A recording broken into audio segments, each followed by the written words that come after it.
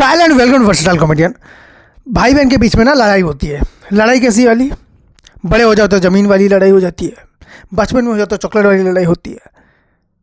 मेरे घर में फ़ैन के लिए लड़ाई हो रही है, फ़ैन के डायरेक्शन के लिए, क्योंकि ऊपर कुछ सीलिंग फ़ैन है। लेकिन मेन बात क्या है कि जो फ़ैन का मज़ा नॉर्मल टेबल फ़ैन में आता है वो नहीं आता सीलिंग फ़ैन में। टेबल फ़ैन क्या है, पर्सनल, सामने गिरा हुआ है, बिल्कुल हवा आ रही हैं, पाँव के वो छोटी सी उंगली से लेकर सिर के बाल तक में हवा आ रही है, इंजॉयमेंट हो रहा है। लेकिन वो तब होता है जब आप अकेले हो घर पे। आपके अगर भाई बहन साथ में है तो ऐसा नहीं होने वाला।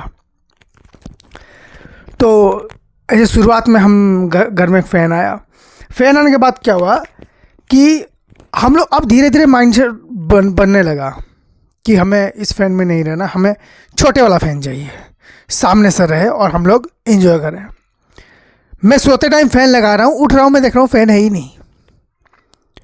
फिर मैं इधर देख रहा हूँ मेरे भैया यूज कर रहे हैं फ़ैन को, उनके ऊपर और एक पंखा लगा हुआ है। मेरे भैया का बस चलता ना, वो हवा में ऐसे होते नहीं है साधु बाबा जो एकदम विख्यात हो जाते हैं, एकदम हवा में उड़ उड़ के तपस्या कर रहे होते हैं। मेरे भैया का वो सीन है, मतलब मेरे भैया का बस चलता तो वो कर लेते हैं।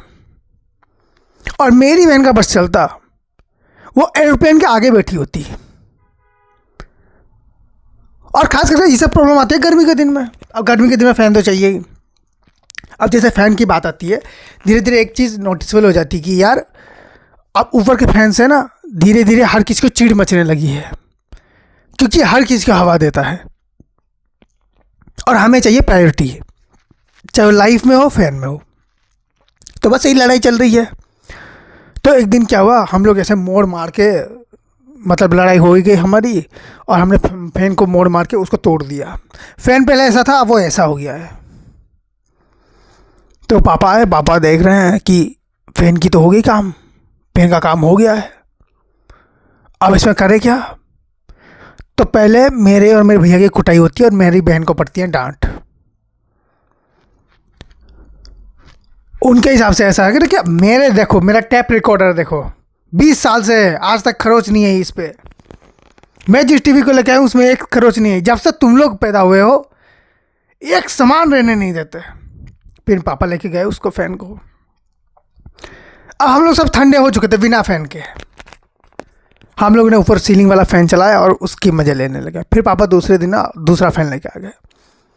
ये वाला फ़ैन सही था क्योंकि ये रोटेट हो रहा था ऐसे ऐसे करके, होते ना रोटेशन वाले, उस पर आप नॉर्मली कुछ कुछ रोटेट होते, कुछ कुछ नहीं होते रोटेट, लेकिन रोटेट वाला आ गया इस बार। और हम मज़े ले रहे हैं, यहाँ बैठे वहाँ बैठे वहाँ बैठे।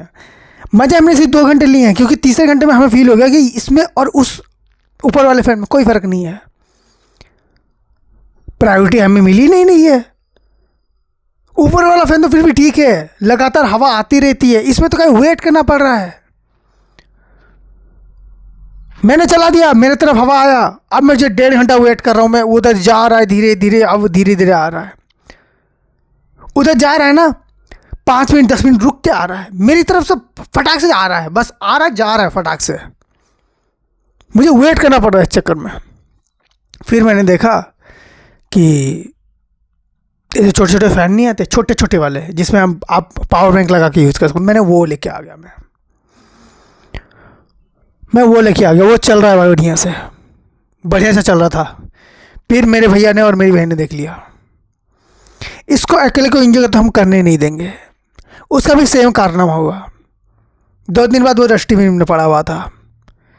इसीलिए कहते हैं अगर घर में सिबलिंग्स हो ना, ये छत के पंखे ही ठीक है, और म्यूजिक सुनना हो ना तो टीवी ठीक है, अलग से टेप रिकॉर्डर लाने की जरूरत नहीं है। So thank you so much for watching this video. If you like them please like share subscribe and enjoy.